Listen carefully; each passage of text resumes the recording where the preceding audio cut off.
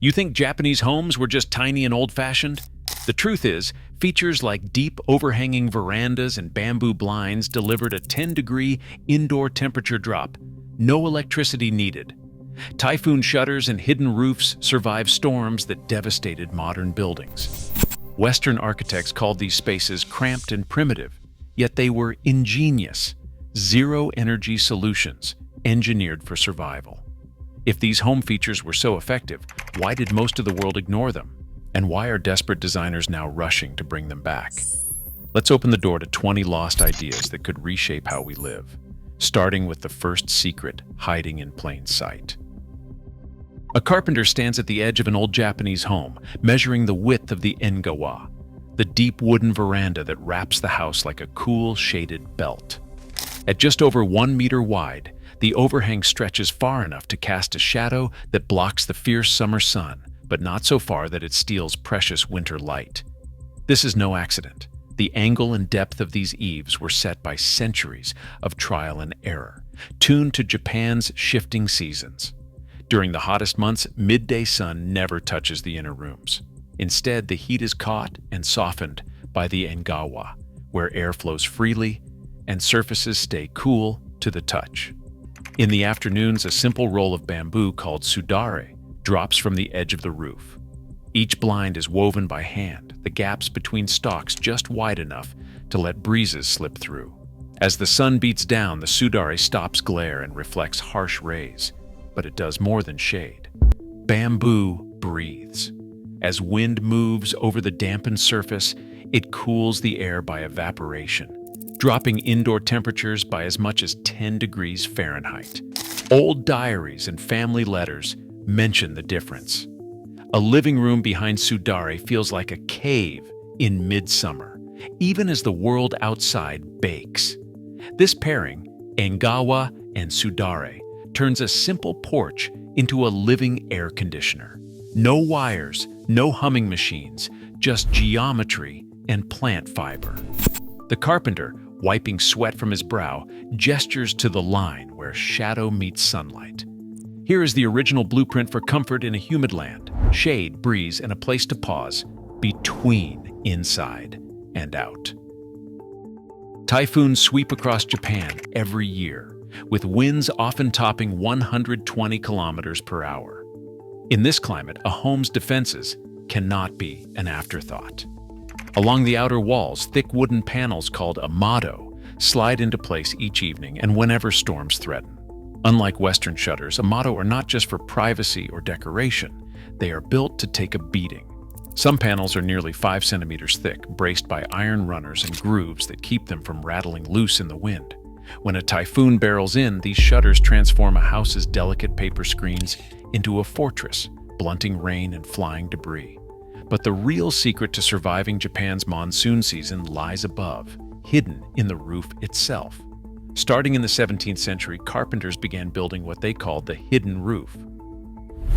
Instead of a single layer, these roofs have two: a steep inner roof for strength and drainage, and a gently sloped outer shell that shields against rain driven by the wind. Water runs down the inner roof, channeled by carefully angled boards, and disappears into a network of unseen drains. This layered system means no exposed gutters to clog or break loose in a storm, just silent, reliable drainage year after year. A historian studying disaster records points out that these features were not luxuries. After every major typhoon or flood, it was the homes with amado and hidden roofs that stood firm while others fell. In a land where the weather can turn violent overnight, these defenses meant the difference between shelter and ruin.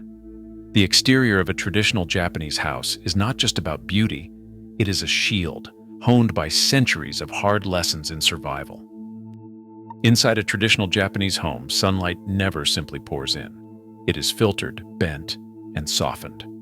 Shoji screens, made from translucent washi paper stretched over cedar frames, are the engineers of this gentle light. Each panel weighs barely 5 kilograms, yet can span the height of a room. The paper itself, pressed from mulberry fiber, diffuses up to 70% of incoming daylight. This means rooms glow with an even, shadowless light, no matter the hour, and direct glare is almost unheard of. But these screens are more than windows. Slide one aside, and the room opens to the next, or to the garden beyond. Shoji and Fusuma, the opaque sliding doors, run on the same hidden rails, letting a single space divide or combine at will. In the morning, a room might serve as a study, lit from both sides by Shoji. By afternoon, Fusuma panels can be slid across, transforming the open area into two private chambers. The joinery behind these rails is a quiet marvel. Grooves are cut so finely that panels glide with a fingertip, yet never rattle, even in the tremors that visit Japan each year. A historian points out that these walls were never meant to be barriers. Instead, they are a toolkit for living without fixed furniture. With rooms that shift size and purpose, families could adapt to seasons, gatherings, or solitude, with no need for heavy chairs or permanent walls. The result is a home that breathes with its inhabitants, always changing, always responsive to light and life. A linen curtain hangs in the doorway, its hem swaying just above the tatami. This is noren, a textile threshold that signals where one space ends and another begins. In restaurants, noren often drop low, blocking the view and inviting only those who belong. At home, their height and thickness tell a different story. A short noren means open access. A taller, denser weave marks a private or sacred zone. The fabric itself is more than a symbol. It works as a filter. Air moves freely, but dust and insects hesitate. Each thread is spaced to let light and breeze pass through, while still catching the eye of anyone about to cross. Just below, the floor sometimes shifts from solid planks to sunoko, slatted bamboo or cedar laid with a regular gap of about 1 centimeter. This isn't just for looks. The gaps drain water from wet feet or umbrellas, keeping the entry dry and safe. In summer, the slats lift air from below, cooling the soles and drawing out humidity. Step onto sunoko after a rainstorm and you will find your shoes dry faster than anywhere else in the house. These slatted sections often appear near the bathroom, kitchen, or entry, wherever water and movement meet. Together, noren and sunoko create a microclimate at every threshold. They slow down the flow between rooms, giving the body a moment to adjust, shifting from hot to cool, busy to calm, public to private. No heavy doors, no thick walls, just the logic of fabric and bamboo, tuned to the rhythms of daily life. These small inventions, almost invisible, make the house adaptable down to the last step and breath. Tatami mats define the very logic of Japanese living spaces. Each mat is more than a floor covering. It is a unit of measurement set by the reach and stride of the human body. In Kyoto, the standard Kiyoma mat stretches just over 1.9 meters long and nearly 1 meter wide, while in Tokyo, the Adoma mat runs a bit shorter and narrower. These differences are not random. They reflect regional building traditions, with carpenters tailoring every room to the mat's exact size. Walk into an old tea room and you will find the classic 4.5 tatami layout, a space designed for sitting, bowing, and serving tea, its proportions dictated by centuries of ceremony and posture. A master carpenter kneeling to check the fit runs his hand along the seam where two mats meet. Each edge lines up with mathematical precision, so the room can be measured not in feet or meters, but in mats. This modular system means a house can grow or shrink one mat at a time, with every addition fitting seamlessly into the whole. The mat's thickness, too, is no accident. About 5.5 centimeters in Kyoto, 6 centimeters in Tokyo, thick enough to cushion footsteps and insulate against the damp ground below. Futons and Western-style furniture are almost absent. Instead, the space transforms by the hour. In the evening, futons unroll across the tatami for sleeping, and by morning, they are folded and stored away, leaving the floor open for meals or conversation. Storage itself is hidden in tansu, stackable wooden chests that slide under eaves or into wall recesses, keeping bedding and clothing out of sight. The result is a room that is always in flux, shaped by daily rhythms rather than fixed arrangements. This logic, born from tatami, underpins the Shoinzukuri style that spread across Japan from the 14th century onward. Every proportion, every join, is set by the mat. The house becomes a kind of living grid, scaled to the body, responsive to need, and free from the clutter of permanent furniture. It is a system built for flexibility, where space is never wasted, and every surface serves more than one purpose. Step through the front door of a traditional Japanese house and your feet land on cold stone, not polished wood. This is the genkan, a sunken entryway dropped about 15 centimeters below the main floor. The change in level is more than a quirk of old construction. It is a silent command: remove your shoes and leave the street outside. Dirt, dust, and city grime stop at the edge of the stone. Only clean socks or bare feet cross onto the raised floor. In a country where typhoons and muddy roads are routine, this simple step keeps the living space dry and spotless. The genkan is not just practical, it is psychological.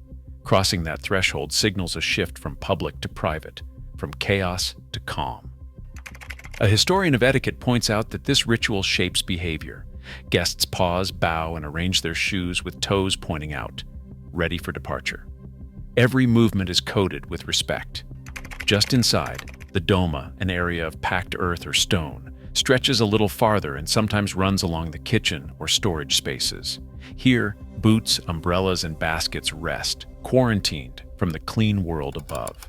In older homes, the doma served as a workspace for chores too messy for tatami, washing vegetables, mending tools, or lighting a fire. This design blurs the line between indoors and outdoors, but it always enforces a strict boundary for cleanliness. Beyond the entry, another feature draws the eye: the tokonoma. This is a shallow alcove set into the main reception room, raised just above floor level. The tokonoma is never used for storage or clutter. Instead, it displays a single scroll, a flower arrangement, or a seasonal ornament, never more than one or two items at a time.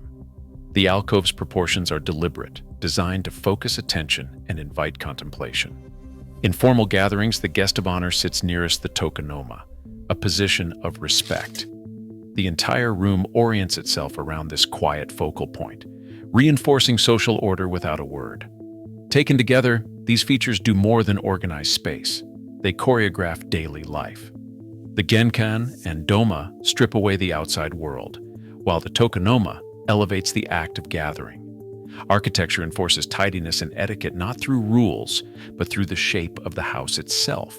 Even in the smallest home, these thresholds and displays turn routine actions, removing shoes and pausing to admire a flower, into rituals of care and attention. A master carpenter kneels beside a centuries-old beam, running his fingers along a joint so tight it barely admits a sliver of light. In these homes, the skeleton is built without a single nail. Instead, mortise and tenon joinery locks each timber in place, allowing the entire frame to flex and sway when the earth moves. Engineers who study these structures today measure up to 5% frame flex during a strong quake, enough to absorb shock and snap back, while rigid masonry would crumble. The secret lies in the wood's natural give and the way joints are carved. Each tenon fits so precisely that it can be tapped apart, repaired, and reassembled, sometimes dozens of times over a house's life. A single beam might serve 3 or 4 generations, its scars recording each earthquake and each repair. Beneath the floor, an open crawl space, often half a meter high, lets air circulate freely. This underfloor airflow dries out humidity rising from the ground, stopping rot before it starts. In the rainy season, when the soil turns to mud, the raised foundation keeps tatami dry and stable. In winter, the same gap buffers against the cold, while in summer it draws up cool air that seeps through the floorboards. Carpenters learn to orient homes for prevailing winds, turning the whole house into a breathing box. No fans, no ducts, just air moving in rhythm with the seasons. On the roof, rows of kawara tiles, fired clay, each one set by hand, shield the structure from rain and fire. These tiles last for 80 years or more, outliving the wood beneath them. When a tile cracks, it is replaced in minutes, not days. The iriri, a sunken hearth at the heart of the home, once served as a gathering spot and a source of gentle heat. Its smoke drifted up into the rafters, seasoning beams against insects and mold, adding another layer of resilience. A carpenter who has spent a lifetime repairing these homes describes the cycle. A quake loosens a joint. A typhoon cracks a tile. A flood dampens the floor. Each time, the damage is meant to be fixed, not hidden. The house survives by bending, breathing, and accepting repair as a fact of life, in a country where the ground itself is never still. This is not just architecture, it is adaptation, refined to a science. A city planner stands in front of a block of silent houses, their windows clouded with dust. By 2030, more than 8 million traditional homes in Japan are projected to stand empty, called IKEA. Some are collapsing into weeds, others sit untouched, their ingawa and tatami waiting for footsteps that never come. Yet while many are abandoned, a new generation of architects is quietly raiding this forgotten toolbox. In Tokyo's Setagaya ward, a compact apartment building opens onto a deep shared veranda. The architect, trained in both Kyoto and Berlin, points to the overhanging roof line, a direct descendant of the ingawa. Here, the shaded walkway buffers heat in summer, and in winter, low sunlight pours through, warming the interiors. Tenants use the space for morning coffee, laundry, or a quick chat with neighbors, just as families did a century ago. Across the Pacific, a Seattle design firm sketches a row of townhouses. Instead of fixed drywall, they use sliding partitions, inspired by shoji and fusuma. The result is a single room that can split into an office, a bedroom, or a dining area with the push of a hand. One project manager admits they thought they were inventing flexible space. It turns out they were just catching up. These are not isolated cases. Tiny house builders in California are now touting modular layouts based on tatami logic, rooms that grow and shrink by the day, not by the decade. Passive design startups in Australia and the Netherlands are borrowing deep eaves and cross-ventilation from Edo-era blueprints, chasing energy savings that Japanese carpenters solved generations ago. Meanwhile, in Japan, some IKEA are being snapped up by young families and remote workers. They tear out the vinyl floors, restore the raised platforms and sliding doors, and rediscover how a house can breathe. For every home lost, another is being remade, sometimes by architects, sometimes by amateurs, all searching for answers to the same questions. How do you keep cool without air conditioning? How do you live large in a small footprint? The world's climate is changing, cities are crowding, and the old solutions are proving themselves all over again. What was once dismissed as outdated is now a blueprint for survival. Today, as cities battle rising temperatures and shrinking living space, architects worldwide are revisiting solutions once written off as relics.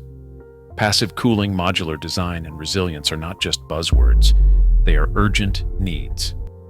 What was once dismissed as old-fashioned is shaping tomorrow's homes. Sometimes, progress means finding the wisdom we left behind. What would your home look like if you started from these forgotten truths? Share your thoughts below.